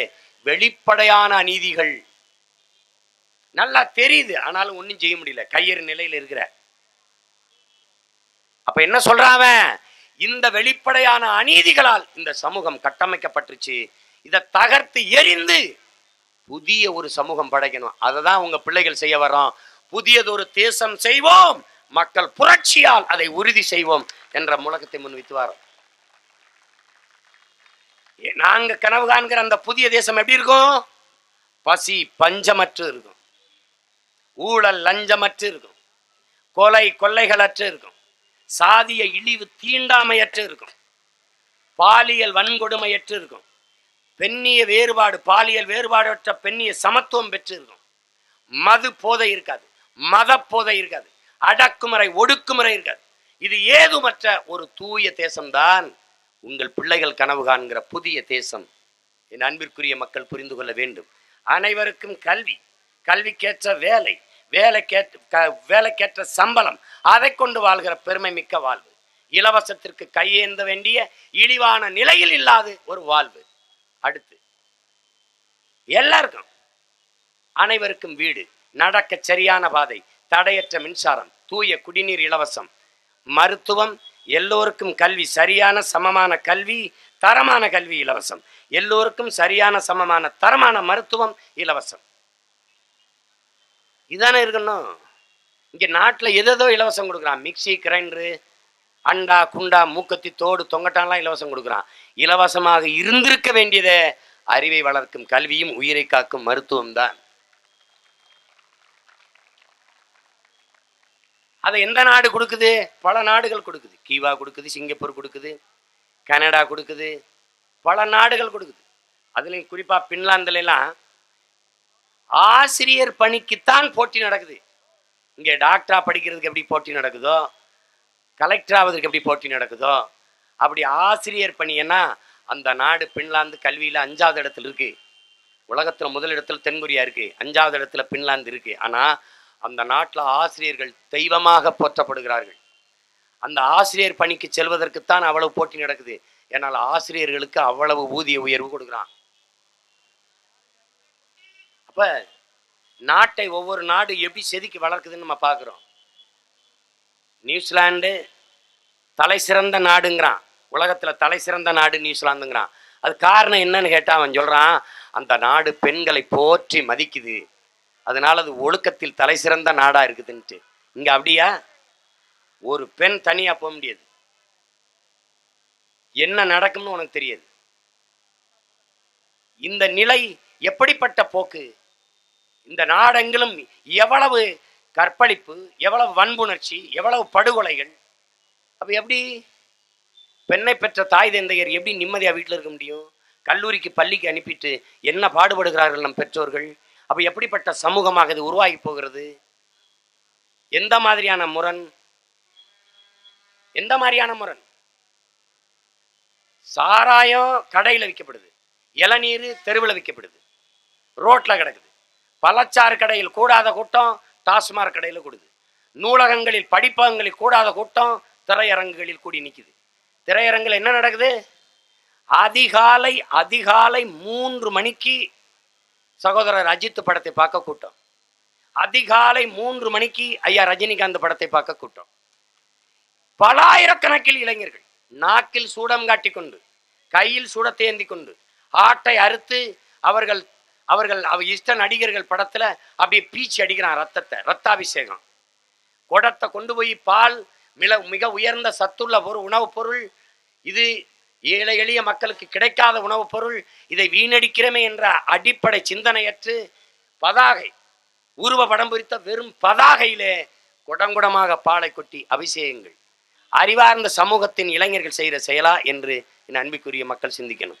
10 பேர் ஏறி இந்த பதாகையில் பால் ஊற்ற, பதாகை அந்த சரிஞ்சு சாரம் கட்டி சரிஞ்சு விழுந்து ஒருத்தன் செத்தே போனான். அவனுக்கு அப்புறம் பால் ஊற்றுனாங்க. அது அது தனி கதை.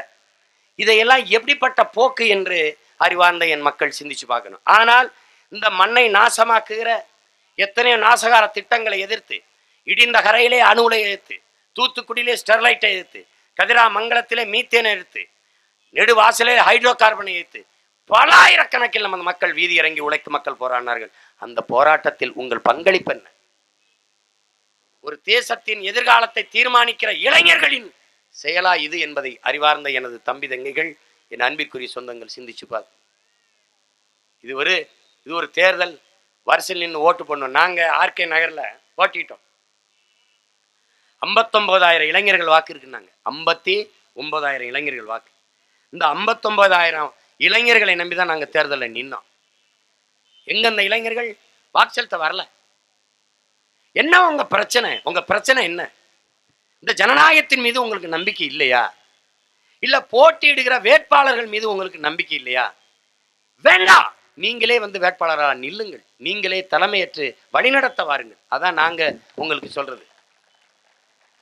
சரியில்லை சரியில்லை என்று சொல்லிக் கொண்டு இருப்பதுதான் ஆக சரியில்லை. யாரும் சரியில்லை, நீங்க சரியானவரா? நீங்க வாங்க. இருள் இருள் என்று புலம்பிக் கொண்டிருப்பதை விட ஒரு மெழுகுவர்த்தியை ஏற்றி வைத்து உங்கள் தலைமை பண்பை காட்டுங்கள் என்கிறான் கன்ஃபியூசியஸ். நீ ஏண்டா இருட்டுன்னு புலம்பிக்கிட்டு இருக்க? ஒரு தீபத்தை ஏற்றி வச்சு உன் தலைமை பண்பை காட்டடாங்கிறான். என் அன்பிற்குரிய இளைஞர்களே, உலகத்தின் ஒட்டுமொத்த இருளை ஒன்றாக திரட்டினாலும் ஒரு தீக்குச்சியின் வெளிச்சத்தை ஒன்றும் செய்ய முடியாது. ஒட்டுமொத்த இருளை ஒன்றாக திரட்டினாலும் ஒரு தீக்குச்சியின் வெளிச்சத்தை ஒன்றுமே செய்ய முடியாது. இங்கே தீக்குச்சி எரியாமல் தீபங்கள் இல்லை. யார் தீக்குச்சிங்கிறதான் பிரச்சனை. அந்த தீக்குச்சியாக ஏன் நான் இருக்கக்கூடாது, ஏன் நீங்கள் இருக்கக்கூடாது, ஏன் நாம் இருக்கக்கூடாது என்கிற எண்ணம் உங்களுக்கு வரணும். அதுவும் நோட்டாவுக்கு ஓட்டு போடுகிற மனநிலையை எப்படி பார்க்கறது? எதுக்கு நோட்டாவுக்கு என்ன செஞ்சிட முடியும்? யாரையுமே பிடிக்கல, நோட்டாவுக்கு போடுறோம். அது எப்படிப்பட்ட மனநிலை? சுவையாக சமைச்சு பசியோடு இருக்கவனுக்கும் கொடுக்காமது, தானும் சாப்பிடாம குப்பையில் போடுவதற்கு சமமானது மதிப்புமிக்க உங்க வாக்கை நோட்டாவுக்கு போடுவது. இப்ப எங்களுக்கு போட வேணாம், எதுக்கு நோட்டாவுக்கு போடுறீங்க? காரணம் சொல்லுங்க. நோட்டாவுக்கு போட்டா என்ன மாறுதல் வரும்? இந்த பாராளுமன்ற தேர்தலில் 1,00,000 ஓட்டு நோட்டாவுக்கு விழுந்துருச்சு. அதனால என்ன மாற்றம் வந்துடும்? ஒரு தொகுதியில் 1,00,000 வாக்கு இருக்குன்னா, அதுல 1,01,000 வாக்கு இருக்குன்னா 1,00,000 ஓட்டு நோட்டாவுக்கே விழுந்துருச்சுன்னா, ஒரே ஒரு ஓட்டு அந்த வேட்பாளர் ஓட்டு அவருக்கு விழுந்திருந்தா அந்த ஒத்த ஓட்டுல அந்த வேட்பாளர் வென்றுட்டாருன்னு அறிவிக்கப்படும். இதான் இங்க இருக்கிற ஜனநாயகம், இதான் இங்க இருக்கிற தேர்தல் அமைப்பு. இப்ப இந்த 1,00,000 ஓட்டால பயன் என்ன? நோட்டா வென்றுச்சுன்னு அறிவிச்சு எந்த நோட்டாவை கொண்டு சட்டசபையில் உட்கார வைக்கிறது, பாராளுமன்றத்தில் உட்கார வைக்கிறது? அது சரி கிடையாது. ஒண்ணு நோட்டாவுக்கு ஓட்டு போட்ட நீங்க எல்லாம் நோட்டா என்ற ஒரு அமைப்பை தொடங்கி நீங்க தேர்தல் களத்துக்கு வாங்க, நீங்க ஒரு நல்ல கருத்தியலை வைங்க, நீங்க நல்ல தத்துவத்தை முன்வைங்க. ஏன் நோட்டாவென்றே ஒரு கட்சியை தொடங்கல, நோட்டா ஆரம்பிக்க வேண்டியதானே? அறிவார்ந்த இளைஞர்கள் அவ்வளவு வெறுப்பு ஏன் வருது உங்களுக்கு? ஏன் வருது? எப்படி அது எந்த மாதிரி மனநிலைன்னு எனக்கு புரியல, அது எப்படி எடுத்துக்கிறதுன்னு எனக்கு புரியல. நோட்டாவென்றே ஒரு அமைப்பை தொடங்கி நீங்களே வேட்பாளரை நிறுத்தி நீங்க ஆகச் சிறந்த கருத்தை வைத்து தத்துவத்தை வைத்து இப்படிலாம் நாங்க ஆட்சி செய்வோம், இப்படிலாம் நாங்க ஊழலை ஒழிப்போம், இப்படிலாம் நாங்க வறுமையை போக்குவோம் அப்படி சொல்லி வாங்க. அதானே சரியா இருக்கும். இப்ப நாங்க சகித்து சகித்து பொறுத்து பொறுத்து எதுவும் முடியல, வழியே இல்லை என்று புலம்பிக் கொண்டிருந்த மக்கள் கூட்டத்திலிருந்து நாங்களே ஒரு வழியாக மாறி வந்தோம். நாங்களே ஒரு வழியாயிட்டோம். அதிமுக விட்டா திமுக தான், திமுக விட்டா அதிமுக தான், பிஜேபி விட்டா காங்கிரஸ் தான், காங்கிரஸ் விட்டா பிஜேபி தான், நாளை விட்டா நல்லவர்கள் நாங்க இருக்கிறோம், நாம் தமிழர் இருக்கோம்னு நாங்க வந்தோம்.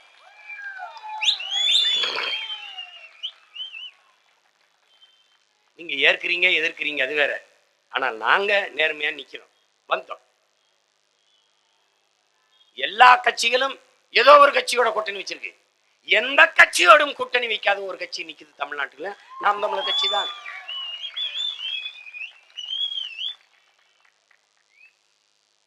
அவர்கள் பணத்தை முன்னிறுத்துகிறார்கள், நாங்கள் எங்கள் இனத்தை முன்னிறுத்தி நிற்கிறோம். அவர்கள் காசை கொடுத்து தேர்தலை எதிர்பார்க்கிறார்கள், நாங்கள் நல்ல கருத்தை கொடுத்து தேர்தலில் களத்தில் நிற்கிறோம். அவர்கள் கோடிகளை கொட்டி தேர்தலில் நிற்கிறார்கள், நாங்கள் உயர்ந்த கொள்கைகளை கொண்டு தேர்தலில் நிற்கிறோம். இது ரெண்டுக்குமான போட்டி தான் இங்க நடக்குது. ஒரு காலத்துல யாருமே இல்லையே, யாருமே வரலையே அப்படி நீங்க சொல்லக்கூடாதுல்ல. நாங்க வந்துட்டோம். ஹிட்லர் சொல்றான், நீங்க என்ன பார்த்துக்கிட்டு இருக்காங்கிறான். என்ன பார்த்துக்கிட்டு இருக்க? பாதையவா? பாதையை தேடிட்டு இருக்க, நீ இறங்கி நட, பாதை தானா உருவாகுங்கிறான். இதை எங்க தலைவர் என்ன சொல்றாரு? பாதையை நீ தேடாத, உருவாக்குங்கிறாரு. எந்த வழியில போகுதுன்னு நினைக்காதரா, இறங்கி நடந்து போ, அதுவே எதிர்வரும் தலைமுறைக்கு பாதையா மாறும்ன்றான். அப்படி ஒரு பாதையை போட்டு போயிட்டு இருக்கோம் நாங்க. மால்கம் எக்ஸ் எங்களுக்கு கற்பிக்கிறான், Malcolm X. Martin Luther King எங்களுக்கு கற்பிக்கிறான். என்ன சொல்றான் மார்ட்டின் லூதர் கிங்? இப்படி மொத்த படிக்கட்டையும் ஏண்டா பார்த்து வியந்துகிட்டு இருக்க, எப்படி 150 படிக்கட்டு ஏறுதுன்ட்டு. நம்பிக்கையோடு முதல் படியில் ஒரு அடியை எடுத்து வை என்று சொல்றான். நாங்க முதல் படிக்கட்டு 2016, 2வது படிக்கட்டு ஆர்கே நகர் தேர்தல், 3வது படிக்கட்டு, ஒரு 3-4 படிக்கட்டை சேர்த்து தாவுற ஒரு வேலையை இந்த பாராளுமன்ற தேர்தலையும் சட்டமன்ற இடைத்தேர்தலையும் செய்து கொண்டிருக்கிறோம். உங்க பிள்ளைகள்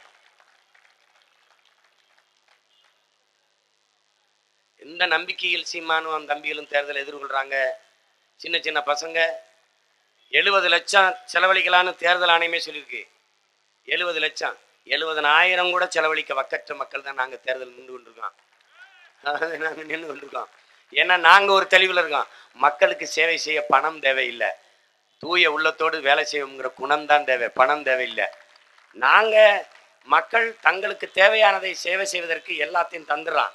மின்சாரத்துக்கு வரி கட்டிடுறான், மருத்துவத்துக்கு வரி கட்டிடுறான், கல்விக்கு வரி கட்டிடுறான், குடிநீருக்கு வரி கட்டிடுறான், பாதைக்கு சாலைக்கு வரி கட்டிடுறான், எல்லாத்துக்கும் வரி கட்டிடுறான்.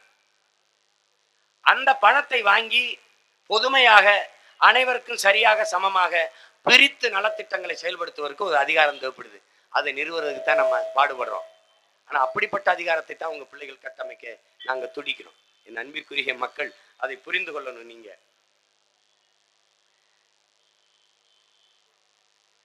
எந்த துணிவில் யாரோடும் சேராது தனித்து நாம் தமிழர் கட்சி பிள்ளைகள் தேர்தல் களத்திலே நிற்கிறோம் என்றால், எங்களை பெற்றவர்கள், எங்கள் உடன் பிறந்தவர்கள், இந்த மண்ணையும் மக்களையும் பெரிதும் நேசிக்கிற தமிழ் மக்கள் எங்களை கைவிட்டு விட மாட்டார்கள் என்று அசைக்க முடியாத நம்பிக்கையில் தான் இந்த பணியை நாங்கள் செய்கிறோம்.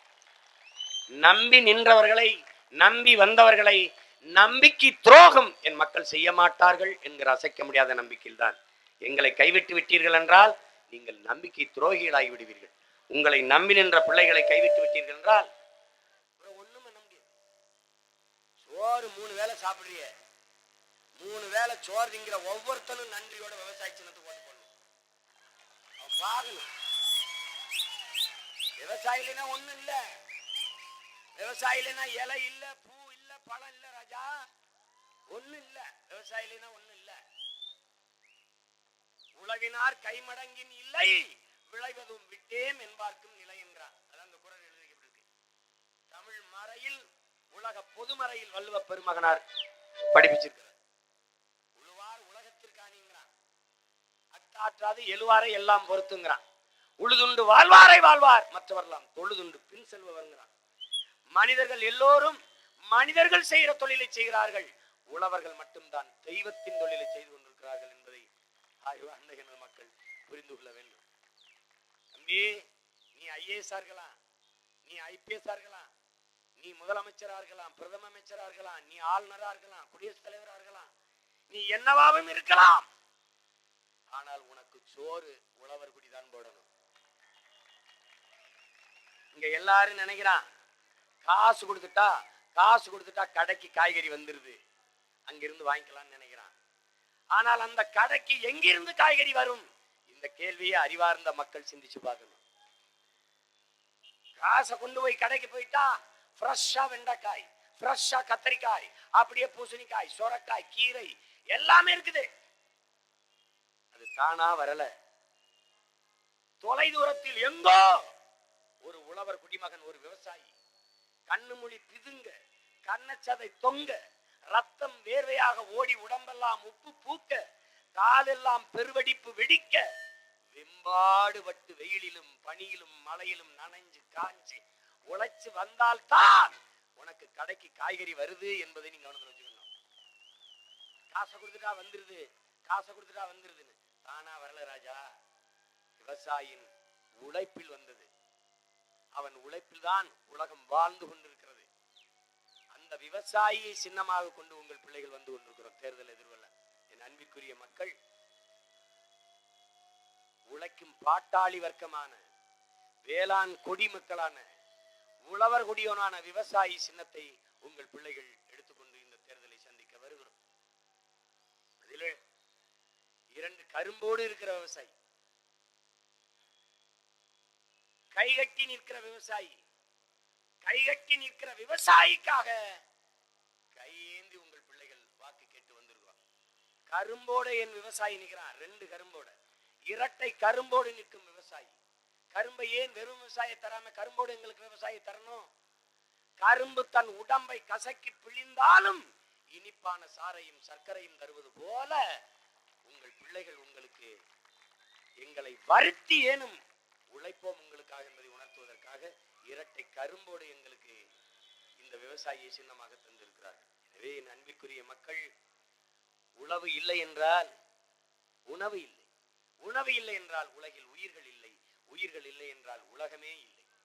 எனவே உழவை மீட்போம், உலகை காப்போம் என்ற முழக்கத்தை முன்வைத்து உங்கள் பிள்ளைகள் தேர்தலை எதிர்கொள்கிறோம். மறுபடியும் என் அன்பிற்குரிய மக்கள், மதிப்புமிக்க உரிமையை பணத்திற்காக வித்து விடாதீர்கள். ஒற்றை வாக்கில் இந்த உலகத்தை புரட்டி போடலாம். புரட்சிகர மாற்றத்தை இந்த மண்ணிலே நிகழ்த்தி காட்டலாம். குறிப்பாக கற்றறிந்த என் தம்பி தங்கைகள், படித்துக் கொண்டிருக்கிற இளைய தலைமுறை பிள்ளைகள், எங்கள் உயிருக்கு மேலாக நான் நேசிக்கின்ற என் தம்பி தங்கைகள், நீங்கள் இதில் கவனம் செலுத்த வேண்டும். சிலர் சொல்லுவார்கள், என்னையெல்லாம் நீ மாற்ற முடியாது தம்பி, நான் சாகிற வரைக்கும் ரெட்டலை தான், என்னையெல்லாம் ஒன்றும் செய்ய முடியாது தம்பி, நான் திமுக அடிமை. ஒருவர் என்கிட்ட, நான் சிரிச்சேன், ஏன் இப்படி சொல்றீங்க, ஏன் தம்பி சிரிக்கிறேன்? இல்ல, அடிமையா இருக்கிறதே இவ்வளவு பெருமையா சொன்ன ஒரு ஆளை நான் இப்பதான் பாக்குறேன். கடலூர்ல நான் போட்டியிடும் போது வாக்கெட்டு போயிட்டு இருந்தேன். ஒரு பெரியவர் கூட என் தம்பி எல்லாம் வந்து இருந்தாங்க. பெரியவர், தம்பி உன்னை ரொம்ப பிடிக்கும், ஆனா நான் ஓட்டு உனக்கு போட மாட்டேன், நான் ரெட்டலை தான், சாகிற வரைக்கும் நான் ரெட்டலை தான். பின்னாடி வந்து சும்மா இருக்காம எப்பயா சாவிங்கன்னு கேட்டான். சும்மா இல்லைண்ணே, என்னண்ணே அப்புறம் என்னண்ணே இவ்வளவு பேசுறான், எதுக்கும் புரியாம மறுபடியும் நீ ரெட்டலைக்கு போடு, உதயசூரனுக்கு போடு, கை சின்னத்துக்கு போடு, தாமரைக்கு போடு, ஒரு கஷ்டம் தீராது, போட்டவங்க கைக்கு குஷ்டம் தான் வரும். நீ வேணா எழுதி வச்சுக்க, ஒன்னும் தீராது. ஒரு நாள் இப்படி தெரிய போறேன், எம்ஆர் ராதா அடிப்பார்ல, அப்படி ஈடிச்சிட்டேன், அப்படி தெரிய போறேன், ஒன்னும் வராது.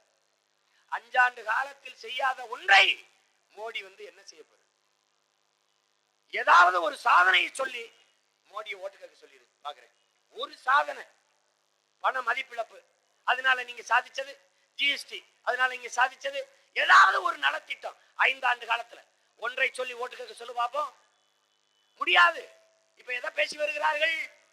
தீவிரவாதி தாக்கிட்டான், நாங்க தான் பாதுகாத்தோம், எங்களுக்கு போடு, நாட்டை பாதுகாப்பா வச்சுக்கிறோம்.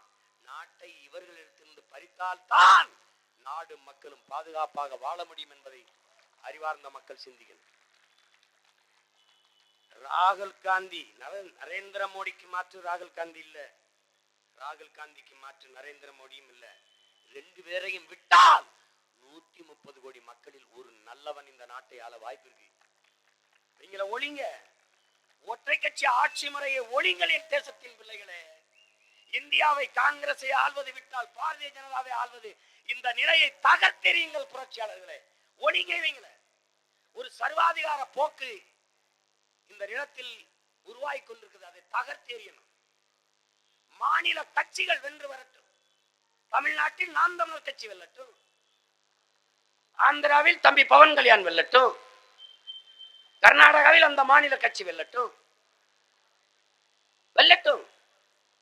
பங்களாதேஷில் அம்மையார் மம்தா பானர்ஜி வெல்லட்டும், உத்தரப்பிரதேசில் தம்பி அகிலேஷ் வெல்லட்டும், அம்மையார் மாயாவதி வெல்லட்டும், ஆந்திராவில் சந்திரபாபு நாயுடு வெல்லட்டும், அவங்க எல்லாம் வரட்டும். இந்தியாவை யார் ஆள்வது? நீங்க 2 பேரும் தள்ளுங்க, நாங்க உட்கார்ந்து பேசுறோம், கூடி பேசி ஆளுவோம். அப்படி ஆண்ட போதுதான் ஆக சிறந்த பிரதமர் தேசத்திற்கு கிடைத்தார், விபி சிங் என்கிற மகத்தான மனிதன். அதுதான் வாய்ப்பு இருக்கு. இன்னும் ஒரு தடவை நீ மோடிட்ட கொடுத்த, உன்னை குழிக்குள்ள போட்டு மூடிட்டு போயிடுவார். இது நடக்கும், நீ எழுதி வச்சுக்க. நாட்டை நாசமாக்கி விடுவார்கள் இவர்கள். தமிழ் சொந்தங்களிடத்திலே பேரன்பு கொண்டு நான் நேசிக்கிறேன் மக்களிடத்திலே உங்கள் பிள்ளை ஒரு சத்தியத்தை உரைக்கிறேன். காங்கிரஸ் கட்சி என்பது தமிழர்களின் எதிரி, தமிழ் தேசிய இனத்தின் எதிரி. பாரதிய ஜனதா என்பது மானுட குலத்தின் எதிரி என்பதை அன்பு மக்கள் கவனத்தில் வச்சுக்கணும். இங்க 2 பேரையுமே ஒழிக்கணும். நாம அவன் கூட சேர்ந்து நிக்கிற அத்தனை பேரையும் சேர்த்து ஒழிக்கணும். இதுவரை செய்யாத ஒன்றை இனி என்ன செய்ய போகிறார்கள் இவர்கள்? விடுதலை பெற்ற இந்தியாவில் 50 ஆண்டுகளாக ஆட்சி செய்த காங்கிரஸ் அப்போது செய்யாத ஒன்றை இப்போது என்ன செய்ய போகிறது? 5 ஆண்டு கால ஆட்சி நிறைவு செய்த மோடி அப்போது செய்யாத ஒன்றை அடுத்து வர 5 ஆண்டுகளில் என்ன செய்ய போகிறார்? 18 ஆண்டுகள் தொடர்ச்சியாக இந்திய அமைச்சரவையில் இருந்த திமுக அப்போது செய்யாத ஒன்றை இனி வந்து என்ன செய்ய போகிறது? 37 பாராளுமன்ற உறுப்பினர்களை கொண்டு போன அதிமுக அப்போது செய்யாத ஒன்றை இப்போது என்ன செய்ய போகிறது? இன்னுமா இவர்களை நம்புகிறீர்கள்? இன்னுமா மறுபடியும் இவர்களுக்கு அநீதியை இழைப்பவனுக்கு அதிகாரத்தை கொடுப்பதற்கா? உங்களுக்கு கல்வி, உங்களுக்கு அதற்காகவா படித்தீர்கள்? அதற்காகவா மூளை? அதற்காகவா அறிவு? அற்ப பணத்திற்கு மதிப்பு மிக்க உரிமை விற்பதற்காகவா தேர்தல்?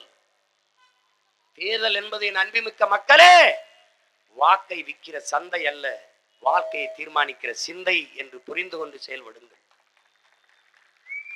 நீங்கள் தேர்வு செய்கிற தலைவன் தன்னையே தண்ணீரில் கரைத்து சுவையை தருகிற உப்பை போல இருக்க வேண்டும். தலைவன் என்பவன் தலையில் கிரீடம் சுமப்பவன் அல்ல, தழும்புகளை தாங்குகிறவன். தலைவன் என்பவன் அடக்கி ஆள்பவன் அல்ல, அரவணைத்து வாழ்பவன். அப்படிப்பட்ட தலைவனை தேடுங்கள், தேர்வு செய்யுங்கள். உங்களின் மதிப்புமிக்க வாக்கை இந்த தொகுதியிலே சேலத்திலே போட்டியிடுகிற என் அன்பு தம்பி ராஜா அம்மையப்பன் அவர்களுக்கு, புலவர் குழந்தை அவர்களுடைய பேரனுக்கு நீங்கள் வாக்கு செலுத்த வேண்டும். விவசாயி சின்னத்திலே உழைக்கும் உழவர் குடிகளே, பாடுபடுகிற பாட்டாளி வர்க்கமே, வேளாண் பெருங்குடி மக்களே, உங்களையே சின்னமாக ஏந்தி வருகிற இந்த பிள்ளைகளுக்கு வாக்கு செலுத்தி வெற்றி பெற செய்யுங்கள். விவசாயி வெல்வான் என்பதை நீங்கள் நிரூபியுங்கள். தற்கொலை செய்து கொண்டு செத்துக் கொண்டிருக்கிற வேளாண் பெருங்குடி மக்களின் வாழ்வாதாரத்தை மீட்டு விவசாயிகளை வாழ்வளிப்பதற்கு, உலகத்தை வாழ வைப்பதற்கு என் அன்பிற்குரிய மக்களே, இரட்டை கரும்போடு நிற்கிற விவசாயி சின்னத்தை பார்த்து நீங்கள் வாக்கு செலுத்தி எளிய மக்கள், உங்களின் வயிற்றிலிருந்து வந்த பிள்ளைகள் எங்களுக்கு வலிமை தாருங்கள். உங்களுக்காக உழைப்பதற்கு இந்திய பாராளுமன்றத்தில் பச்சை தமிழர்களின் குரல், தமிழ்நாட்டின் உரிமையை மீட்டெடுக்கிற புரட்சிகர குரல் ஒலிப்பதற்கு என்னுடைய தம்பி ராஜா அம்மையப்பன் அவர்களுக்கு நீங்கள் வாக்கு செலுத்த வேண்டும் என்று அன்போடு கேட்டுக்கொள்கிறேன். நமது சின்னம் விவசாயி. புதியதொரு தேசம் செய்வோம், மக்கள் புரட்சியால் அதை உறுதி செய்வோம். உழவை மீட்போம், உலகை காப்போம். நன்றி, வணக்கம். நாம் தமிழர்.